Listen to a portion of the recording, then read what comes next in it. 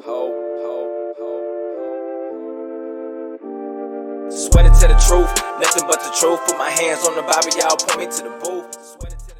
Yo, new season, new colors, new merch, new swag. Go over to Imago Day Apparel Shop and get in your bag with our latest gear. I promise you won't be disappointed. Rep the kingdom, I rock in his image. Every order and purchase goes into helping me bring you better content. And so every order and purchase is greatly appreciated. We thank you for the support, and as always, peace and love.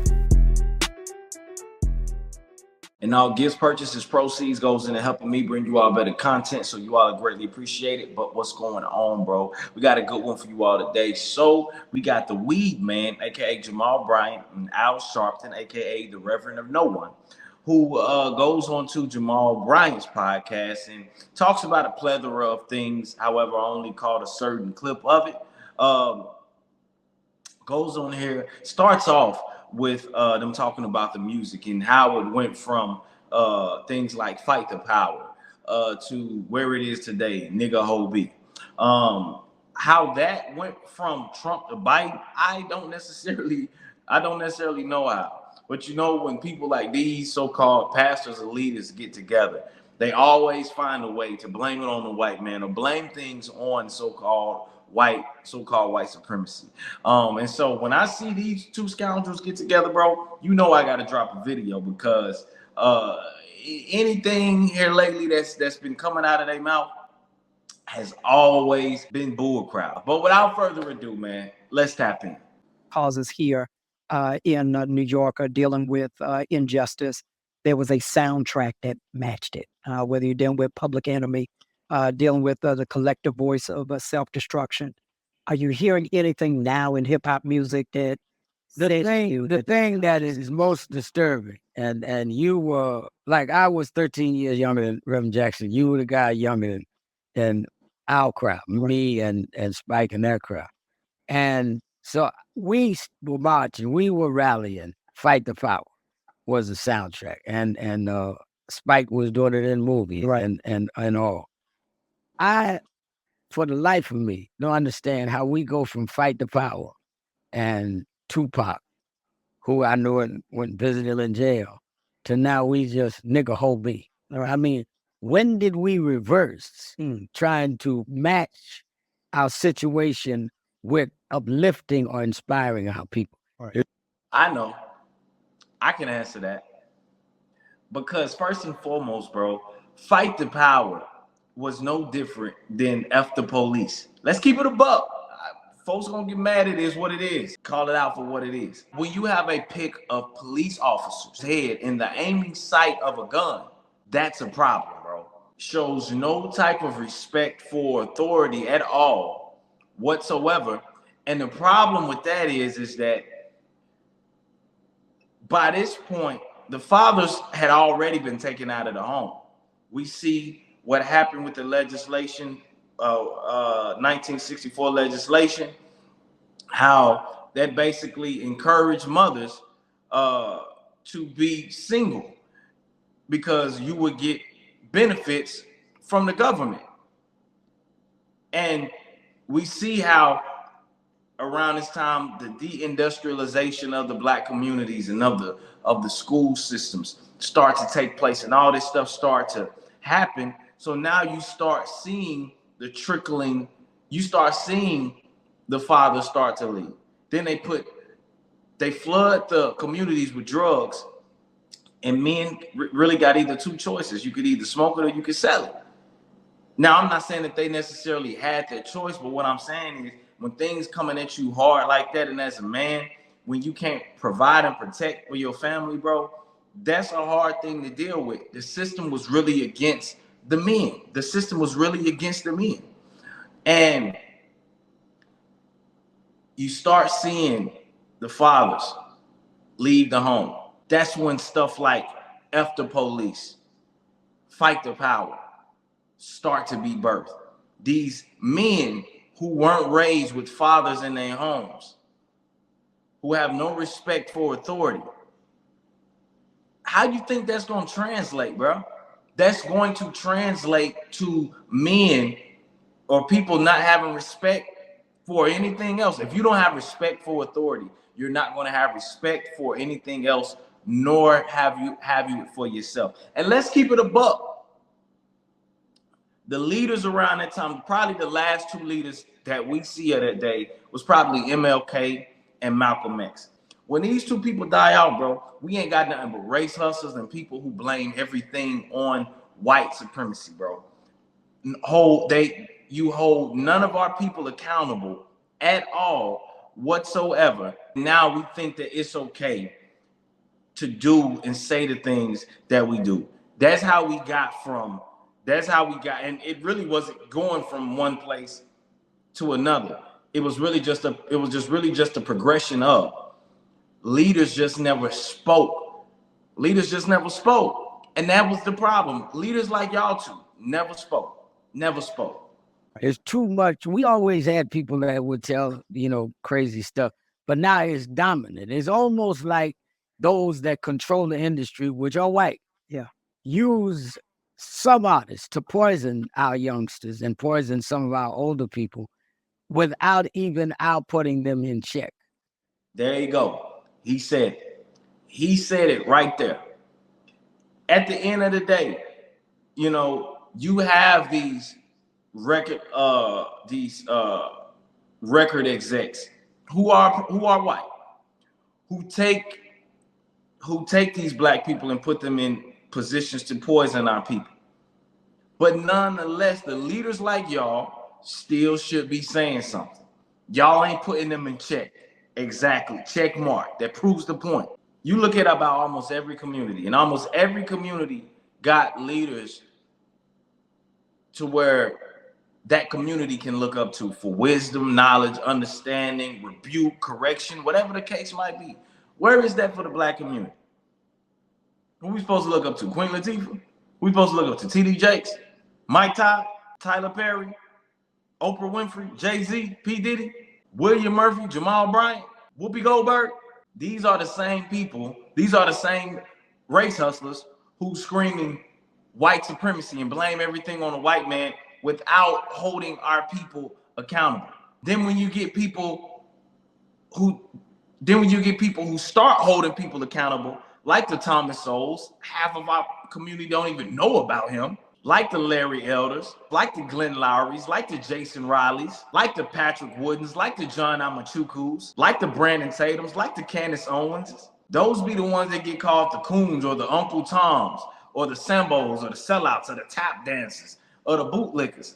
And these are the people who see the potential in their people. But instead of calling out the ones y'all supposed to call out, who I previously mentioned, the first list, it's all open arms and embracing straight love for them.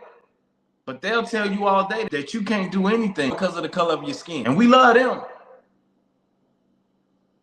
But for the latter list, we got all the smoke for. It's crazy to me, bro. And these are the ones Donald Trump related to in part. Yeah. And he can pardon one or two rappers, but he'll cut healthcare, cut Social Security, Right. cut women's right to choose. Right. So, I mean, that's why I say, when was he on our side? Explain to me when he was on our side. Biden has things. Hold on before he even go there. So again, like I just said, people like them, they tell black people, you need the government to intervene. That's the only way that you can succeed. When it's been proven that when the government intervened, we got what we got today, bro. Let's keep it above. The 1964 legislation, we see what that's done to our people. Fatherlessness, out the roof. Single motherhood, out the roof. HIV, out the roof. Abortion, out the roof. Black on black crime, out the roof. Poverty, out the roof. And we're leading in all of those just about. And the list can literally go on and on. But when you get somebody who comes in there and says, let's hold them to the same standard that we do everybody else, because I know that they can do it. I know that they have God-given potential like everybody else. People like these clowns want to crowd on that parade. So who's really for black people and who isn't? Things that I've questioned. I marched on Biden in the 90s when he and Clinton came with the crime bill. But Biden has done concrete things, and it's said that the crime bill did go too far. He was Barack Obama's vice president. I sat in the room 100 times with Biden as vice president. He pushed Obama on some of the stuff we wanted.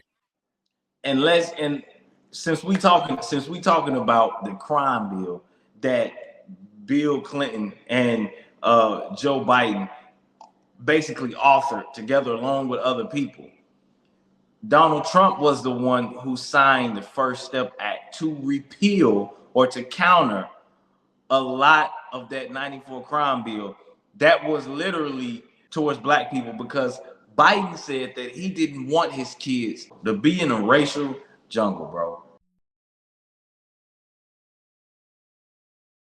That 1994 crime bill, it did contribute to mass incarceration in our country. Bobby Rush, member of Congress, said the other day, "I'm ashamed that I voted for the 94 crime bill." You ashamed of that bill? Not at all. And in fact, I drafted the bill, as you remember. I know that. There are two basic steps here. One step is you must take back the streets. And you take back the streets by more cops, more prisons, more physical protection for the people. We must take back the streets. It doesn't matter whether or not the person that is accosting your son or daughter or my son or daughter, my wife, your husband, my mother, your parents. It doesn't matter whether or not they were deprived as a youth. It doesn't matter or not whether or not they had no background that enabled them to become socialized into the fabric of society. It doesn't matter whether or not they're the victims of society. The end result is they're about to knock my mother on the head with a lead pipe, shoot my sister, beat up my wife, take on my sons. So I don't want to ask what made them do this. They must be taken off the street. Unless we do something about that cadre of young people, tens of thousands of them, born out of wedlock, without parents, without supervision, without any structure, without any conscience developing, because they literally, I yield myself 3 more minutes, because they literally have not been socialized. They literally have not had an opportunity. We should focus on them now, not out of a liberal instinct for love, brother, and humanity, although I think that's a good instinct, but for simple, pragmatic reasons. If we don't, they will, or a portion of them will, become the predators 15 years from now. And Madam President, we have predators on our streets. They are beyond the pale, many of those people. Beyond the pale. And it's a sad commentary on society. We have no choice but to take them out of society. And the truth is, we don't very well know how to rehabilitate them at that point. That's the sad truth. I'm the guy that said, rehabilitation, when it occurs, we don't understand it and notice it. And even when we notice it and we know it occurs, we don't know why. So you cannot make rehabilitation a condition for release. That's why in our system, there's the federal system, you serve 85% of your time. We must make the streets safer. I don't care why someone is a malfactor in society. I don't care why someone is antisocial. I don't care why they become a sociopath. We have an obligation to cordon them off from the rest of society. Now make that make sense to me. Make that make sense to me, bro. That's what I'm telling you, man. You can't trust these dudes as far as you can throw them. You cannot trust these folks as far as you can throw them, bro. They mean no good for our communities at all. It's because of them that we are leading in the negative statistics. Pay attention. I've never heard in the years I've been out here, 50 years, I've never heard Donald Trump stand up for one killing in New York. Not one. Wow. Not one. Wow. So you can call for the death penalty, but you can't stand up one time. I don't care how brutal it was. Yes. We never heard for Donald Trump stand up for black folks. So it's like, why are you chasing somebody that's not chasing you? Wow. Boy, the cap these folks be put, I'm telling you, bro, it's crazy. First and foremost, Jesse Jackson, Al Sharpton, no. Donald Trump been supporting black folks since, I don't know how long Donald Trump been alive, honestly, but probably 60s and 70s, man. You see all type of pictures with this man. You see this man endorse Jesse Jackson president run. This man taking a picture with Al Sharpton. This man won awards from the NAACP. Bro, this man endorsed Mike Tyson. It was so much that Donald Trump had done for the black community, and you sit up here trying to push this bull crap and say that this man has not helped or done anything for black folks. And this was before his presidency. Get the freak out of here, bro. Keep it a buck. We can't say that same thing about Biden, though. Not for real, for real. And this ain't to play no comparison or whatnot, but I'm just saying, how these people have to stay in suit. They have to stay in line with the bull crap, because that's what's going to keep the people on the plantations. So there you have it, folks. Like I said, the weed man and the reverend of no one. Let's start speaking out for our own community. We don't need people like them or the white man telling us what we should be doing in our communities. We know the potential of our people. I know when I look at my people and I see doctors and lawyers and, you know, whatever else that God has called them to be, it ain't got nothing to do with the government intervening and helping me, bro. It's 2024. We ain't fighting racism. We fighting ourselves, bro. We fighting ourselves, and we fighting people like these two clowns who still trying to blame everything on white supremacy and the white man. If I go in the hood, I'm not concerned about the KKK coming down the hood. I'm more concerned about one of my own people taking from me and knocking me off. So the rhetoric that these clowns be talking, man, let it go one ear and out the other, bro. They are dangerous, a detriment to the black community. And if you smart, you would run from them when they come your way. But let me know what y'all think in the comments, man. Like, share, comment, subscribe. Peace, love. I'm out. Sweater to the truth, nothing but the truth. Put my hands on the Bible, y'all point me to the booth.